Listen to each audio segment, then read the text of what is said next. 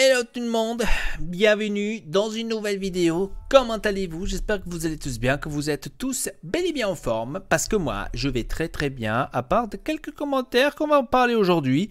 Et aussi sur l'année de l'Inter. Donc la saison de l'Inter, comment est-ce qu'elle était, etc. Alors, les commentaires que j'ai vus sur la dernière vidéo m'ont beaucoup inquiété. Parce que la plupart d'entre vous pensent que je suis là seulement pour insulter les joueurs et pour insulter Ambrosio et Icardi. Surtout Icardi, que la plupart ne le comprennent toujours pas pourquoi Icardi est tellement insulté, est tellement contesté de ma part et pas seulement de tous les autres youtubeurs italiens, interisti aussi. De vous le faire comprendre, à ce qui paraît c'est très difficile. Les comportements qu'il a eu ces derniers temps, ces dernières années, hein, j'en passe, ça vous a toujours pas appris que cet homme c'est un joueur de merde, dans le bon sens du terme. De ne pas le comprendre, je suis désolé, je peux pas vous aider, hein. Franchement, je peux pas vous aider. Regardez les autres youtubeurs italiens, ils vont vous le dire aussi de la même manière que moi. Je peux pas vous aider, hein. Franchement, vous faites que pitié. Et c'est triste de voir ça, franchement, parce que de dire que je suis pas un vrai supporter de l'Inter, surtout des Epic Broso, le commentaire d'Epic Broso, c'est très triste de sa part de ne pas vouloir aller au-delà de l'intelligence. C'est vraiment très triste. Aujourd'hui, on va parler sur l'année de l'Inter, que pour moi, c'est la même année que l'année passée. Il n'y a rien eu de plus, malheureusement. On ne s'est pas amélioré à ce point de vue-là. On va passer par les joueurs fur et à mesure pour un peu contester ou un peu parler sur leur saison à eux. Peut-être vous serez du même avis que moi, peut-être pas, mais vous pourriez toujours commenter en dessous la vidéo et dire votre opinion, bien sûr, assez concrétative, ça se dit ça comme ça, je ne le sais pas, assez voilà, explicative aussi en même temps, parce qu'on a d'entre eux qui écrivent seulement une phrase sans expliquer. Par exemple, il y a eu un énorme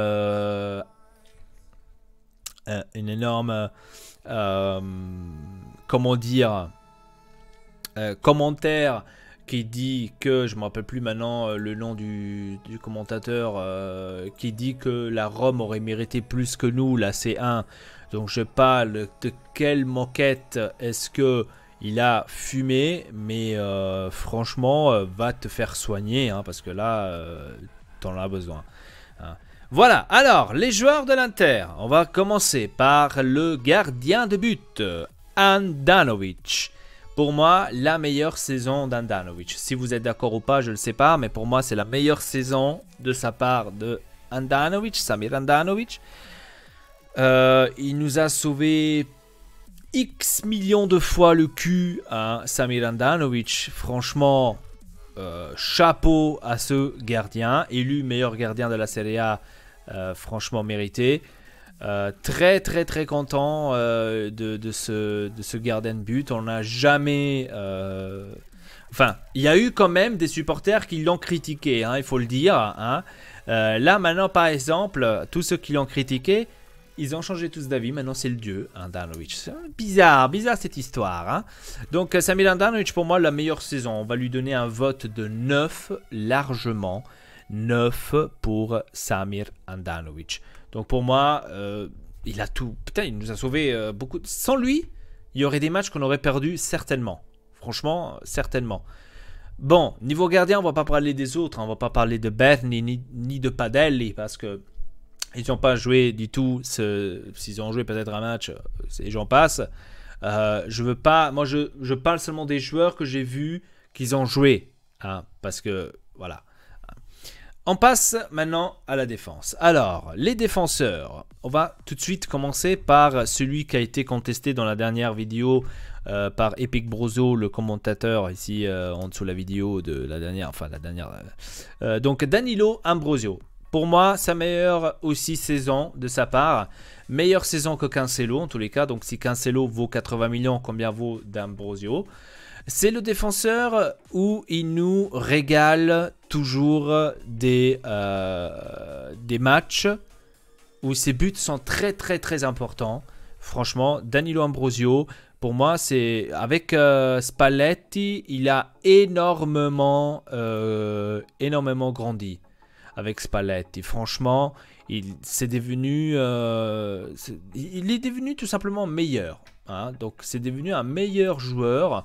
Et pour moi, ça, c'est grâce à Spalletti. Spalletti joue un très grand rôle dans son évolution. Et cette année, il a fait mieux que Cancelo. Je dois le dire clair et net. Cancelo, il augmente comme ça de prix. Ça, je n'ai pas compris du tout. Que parce qu'il est à la Juventus, il monte comme ça de prix. Comme ça, hop, voilà, hasard, comme ça. On monte de prix, on s'en bat les couilles. Donc, je ne comprends pas. Mais pour moi, Ambrosio, chapeau à lui. Franchement, il s'est beaucoup amélioré. C'est pas maintenant l'énorme défenseur latéraux. On est bien d'accord. C'est le joueur normal. Mais franchement... Quand il joue, au moins il donne 100%. Lui aussi il fait ses boulettes, c'est bien clair. Mais franchement, rien à dire par rapport à ça. Donc Ambrosio, je lui donnerais pour cette saison un bon 8,5. Il aurait mérité largement un bon 8,5 pour cette saison de Danilo Ambrosio. Hein. Voilà. Ensuite, prochain défenseur. Asamoah. Asamoah, pour moi, a fait une saison assez suffisante. Assez suffisante. Parce que on s'y attendait beaucoup mieux. Hein. Asamoah, il a fait des énormes boulettes en Europa League. Franchement, dommage. Parce que à la Juventus, c'était le dieu.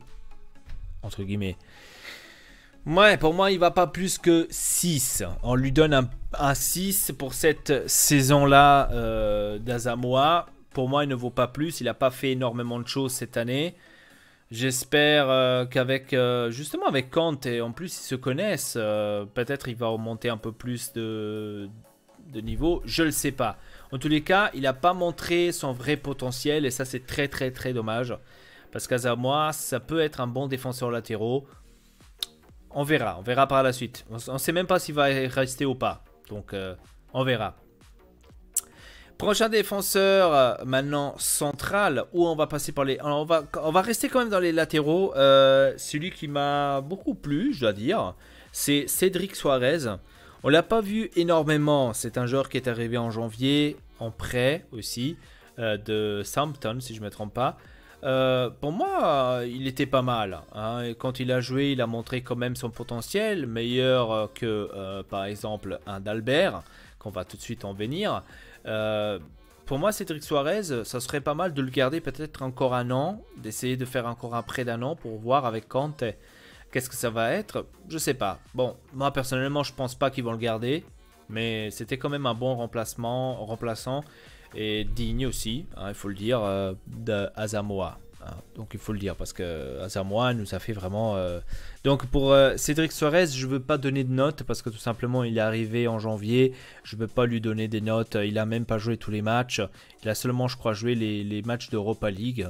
Donc je ne me sens pas de lui donner des votes à Suarez. Mais pour moi, il m'a beaucoup plu. L'autre latéraux, ce qu'on vient de parler, c'est d'Albert. D'Albert Henrique et le dernier ferme la porte. Que cazzo hai fatto? Alors, d'Albert, si tu ne pars pas cette année au mercato, je ne sais pas quand est-ce que tu dois partir. 20 millions pour ce joueur, pour moi, j'étais en l'air. Parce que c'est nul. Il est nul. Alors, déjà, le match d'Empoli, ça nous a donné le coup de grâce. On le savait déjà de l'avance, mais donner le coup de grâce. Encore, tu vas à l'interview, tu vas dire j'étais content d'avoir donné des coups de main à mes coéquipiers. C'est comme si tu es en train de te foutre de la gueule des supporters de l'Inter. Hein. Donc arrête tes conneries, barre-toi où tu es venu à Nice, là, je sais pas de ce que tu es venu, je crois que c'était Nice. Donc arrête avec tes conneries. Mais d'ailleurs, il faut le dire. Hein. Il y a une autre chose qu'à Nice, d'Albert, il a bien joué. Donc ça, c'est un truc que je comprends pas. Peut-être qu'il s'est pas bien trouvé à la Serie A, il s'est pas trouvé à l'aise avec ce groupe. Je sais pas. Franchement, d'Albert, pour moi, c'est à dégager un vote de 3. Franchement, plus que mérité pour cette saison. Pour d'Albert. Vote 3. Voilà, ça c'était les latéraux. Maintenant, on va passer aux centrales. Les centrales, défenseurs centrales, rien à dire. Franchement, De Vrij, pour moi, il mérite largement un 8,5. rien à rapprocher. Aussi, lui, il a fait 2 matchs. Bon, ça peut arriver qu'il a fait 1 ou 2 boulettes. Ça peut arriver. Mais franchement, rien à rapprocher. L'autre central, Milan Skriniar. Le seul Milan qui est arrivé en Champions League. Milan Skriniar, pour moi, un 9, totalement 9. 9, totalement 9, tu vois. Comme Handanovic, pour moi, c'est extraordinaire. Un défenseur extraordinaire. Franchement, j'ai donné un tout petit peu plus que De Vrij parce qu'il a fait aussi un tout petit peu de plus que lui. Il mérite, franchement, heureusement qu'il reste, qu'il a renouvelé lui tout seul, sans agent. Il a dégagé l'agent, je vais renouveler tout seul. Franchement, chapeau à lui, honneur à lui, une énorme note, une note de 9. Et ça lui va extrêmement bien. Miranda, cette année, cette saison-là, il a joué moins. Il va partir, parce qu'il a eu le truc de partir. Miranda. Mais quand il a joué, il a fait quand même aussi son job. Donc on ne pourra pas trop le réclamer ou lui rapprocher certaines choses. On va lui donner un bon 8 à lui aussi, à Miranda. Franchement, il le mérite lui aussi. Vraiment, vraiment bien. Toujours là, toujours présent quand on en avait eu besoin. Donc vraiment rien à rapprocher à Miranda. L'autre, j'ai oublié un défenseur latéraux, c'est Versalico. Je l'ai pas nommé tout simplement parce qu'il s'est blessé. On l'a plus revu depuis. Malheureusement, je ne peux pas lui donner un vote parce que c'est impossible. Mais on verra comment ça va se dérouler la suite. Donc lui, on le laisse à part. Versalico, l'autre défenseur central, latéraux, pardon, on va le laisser de côté. On ne peut pas le juger, tout simplement. Malheureusement, il s'est blessé. Bref. Mais de ça, ce qu'il avait fait quand même, ça avait l'air pas mal. Après, par la suite, il faut voir aussi la continuité pendant toute une année. Donc c'est très difficile maintenant d'en dire. On va passer au milieu de terrain. Milieu de terrain, là, on va partir en vrille. On va dire pratiquement comme ça. Alors, le premier, c'est Borja Valero. Borja Valero, pour moi, c'était un bon remplaçant pour, par exemple, Gagliardini ou Brozovic, un bon remplaçant. Mais pas plus que ça. Donc, on va lui donner un bon 7 à Borja Valero. Pour moi, utile. Mais des fois aussi, lui... Surtout au début, quand on s'y attendait beaucoup plus, après on s'est dit oh merde, il peut pas faire autant. Il avait des énormes bolettes. Après, au fur et à mesure, il s'est repris, il est revenu. Mais bon, c'était pas maintenant cet énorme. Mais quand on en avait besoin, il était là. Et ça m'a fait plaisir. Donc un bon 7, ça lui va extrêmement bien. João Mario. Aucune amélioration, donc de l'année passée, aucune, mais vraiment archi aucune. Je peux pas lui donner une bonne note. Je suis désolé, pour moi, il vaut pas plus que d'Albert, donc 3. Note de 3, João Mario. J'espère qu'il va partir parce qu'il sert radicalement à rien. J'ai oublié un défenseur central, c'est Andrea Ranocchia. Pour tous ceux qui se demandent pourquoi tu n'as pas nommé Andrea Ranocchia. Je lui donne pas de note parce que tout simplement il n'a pas joué des énormes matchs. Je dois quand même le féliciter parce que tout simplement Andrea Ranocchia c'est l'exemple ultime.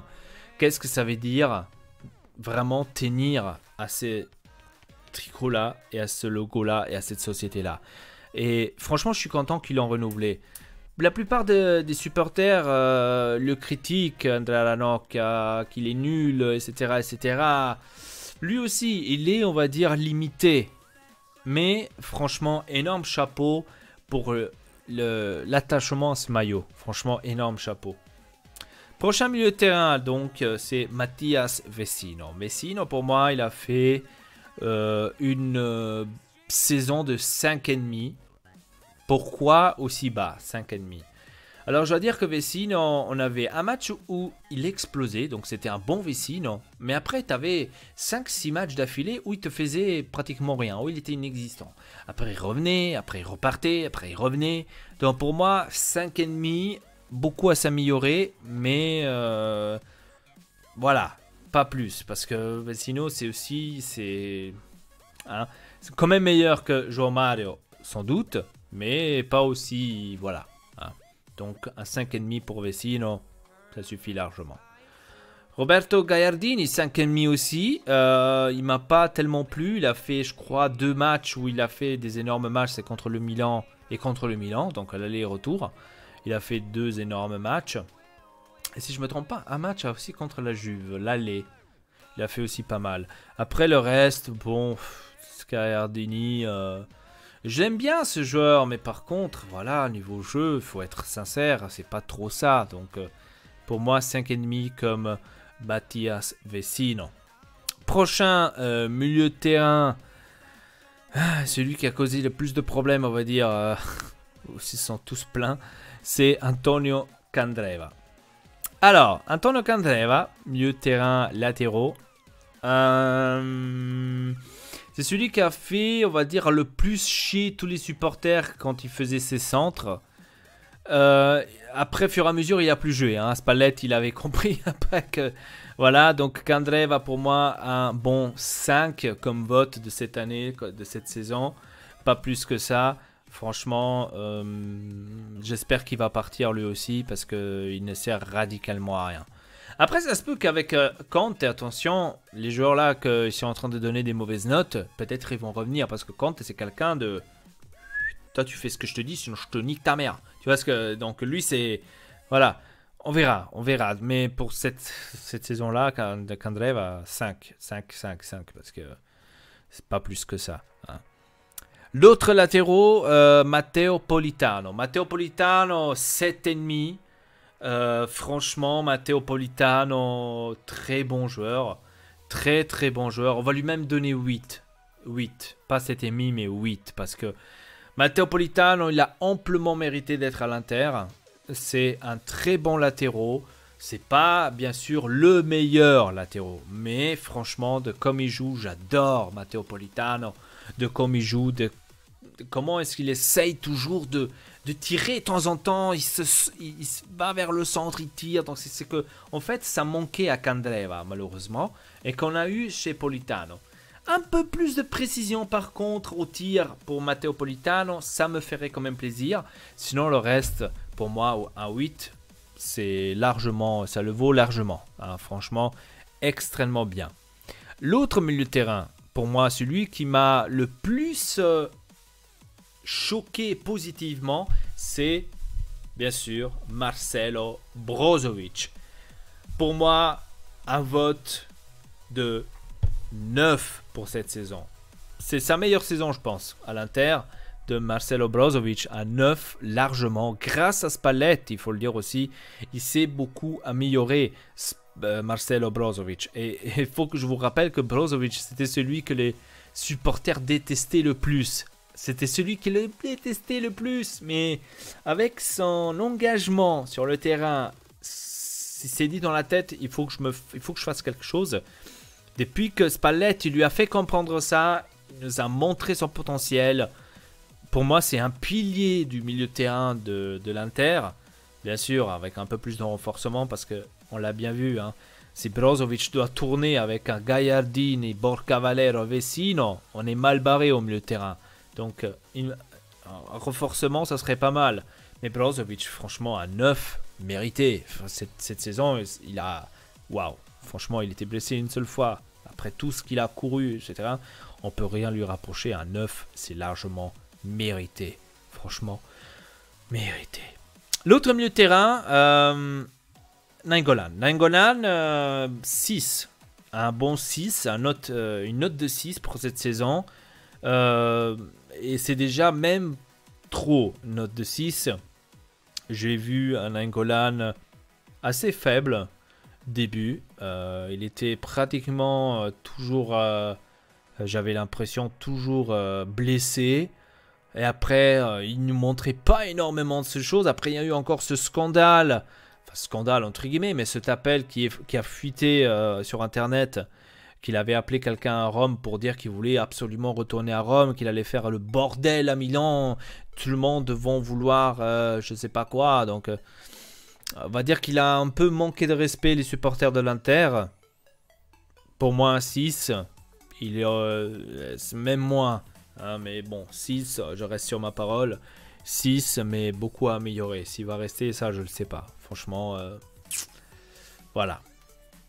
On va passer aux attaquants. On va tout de suite commencer. Ah non, on avait encore un autre latéraux, j'avais oublié, c'est Ivan Perisic, le pire de pire. Ivan Perisic, pour moi, cette année, 5. 5, note de 5. Il a aussi fait ses buts, oui, mais franchement, tu peux te foutre de la gueule de quelqu'un d'autre, mais pas de moi. Perisic, pour moi, ce n'est pas ce top player que tout le monde s'y attendait. Cette année, on l'a vu, il a fait la moitié de la saison seulement en faisant de la merde. L'autre moitié, un peu montré, je suis là et après, je me retire.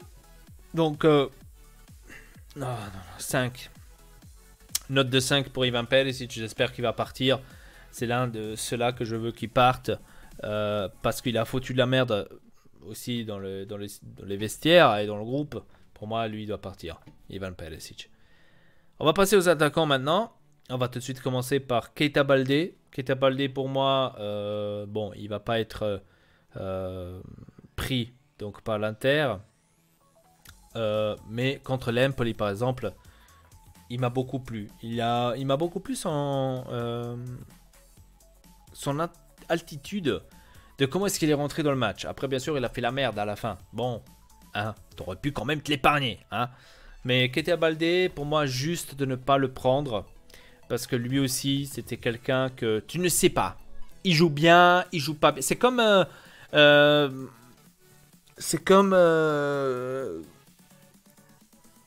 Perisic. C'est la même chose. Tu ne sais pas. Il peut te jouer bien, genre il peut te détruire le match, il peut faire tout ce qu'il veut, mais tu as ce truc où il te fait que de la merde. Et Keita Baldé, c'est ça.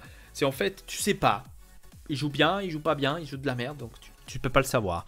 Donc Keita Baldé, c'est ça. Donc lui donner un vote, ça serait de lâche, parce qu'il n'a pas énormément joué. Donc je lui donne pas de vote, mais juste de ne pas le garder. Franchement, juste. Lautaro Martinez. Lautaro Martinez, pour moi, pour ce début de saison, parce que c'est sa première saison entière qu'il a fait, si je me trompe pas, corrigez-moi dans les commentaires. Pour moi, je peux lui donner un 6 à Lautaro Martinez. Pourquoi un 6? Parce que déjà, il n'a pas joué tous les matchs. Mais à chaque fois qu'il jouait, de temps en temps, hein, pas toujours, mais à chaque fois qu'il jouait, il montrait quand même qu'il a du potentiel. Beaucoup amélioré, bien sûr. Meilleur qu'Icardi, oui. Dans certaines circonstances, oui. Par exemple, dans les stops, essayer de dribbler, enfin sauter les défenseurs. Niveau définition, meilleur Icardi que là on est d'accord que Icardi c'est meilleur dans les définitions, mais pas dans le. Et je pense que Lautaro Martinez doit encore s'améliorer. Peut-être avec Conte, il va avoir cette occasion. On ne le sait pas. On verra. On verra. Le dernier attaquant, le plus contesté, Mauro Icardi. Pour moi, celui avec Perisic qui doit partir. La plus mauvaise saison de sa part, 11 buts en 29 matchs. La plus mauvaise saison, pour moi, un vote de 4 pour Mauro Icardi. Il ne vaut pas plus. Sa dernière saison, j'espère, à l'Inter. Et en espérant qu'il a appris que ce n'est pas lui le boss de tout. Qui commence à comprendre qu'il faut jouer pour l'équipe.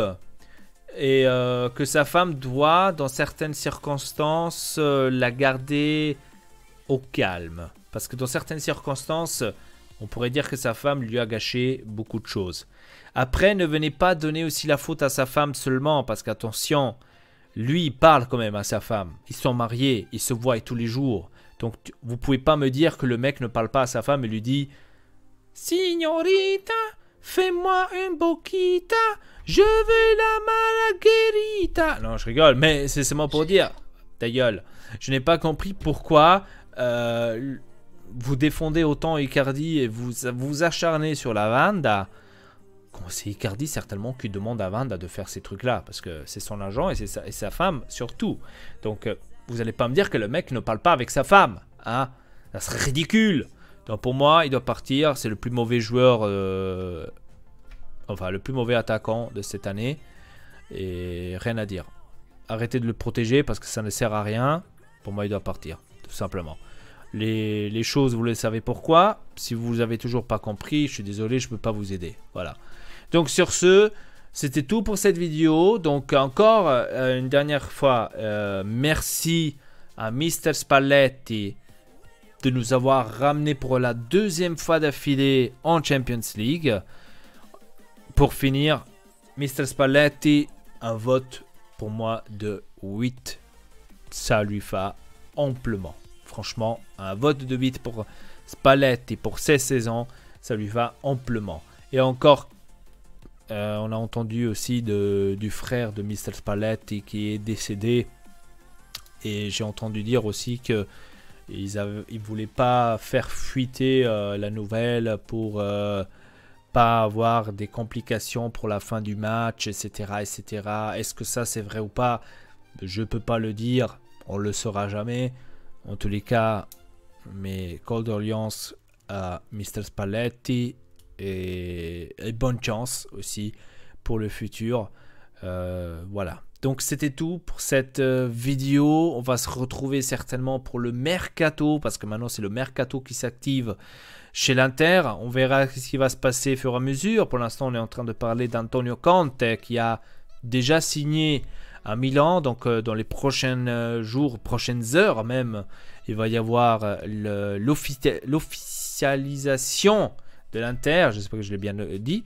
En tous les cas, les gars, dites-moi dans les commentaires qu'est-ce que vous en pensez de cette saison de l'Inter. Comment est-ce que vous l'avez vue? Est-ce que vous dites que c'est plutôt une saison qu'on a fait de la pure merde? Ou vous êtes content quand même de la saison de l'Inter? Est-ce que vous vous attendiez de faire mieux l'année prochaine? Moi, en tous les cas, oui. Et dites-moi tout. Donc, et essayez aussi de comprendre, hein, parce que je vois que beaucoup d'entre vous voient seulement les choses de premier degré, mais ne réfléchissent pas. Hein. Essayez de comprendre aussi. Sur ce, je vous dis merci. À très bientôt pour une nouvelle vidéo. Votre Elpa, triple peace.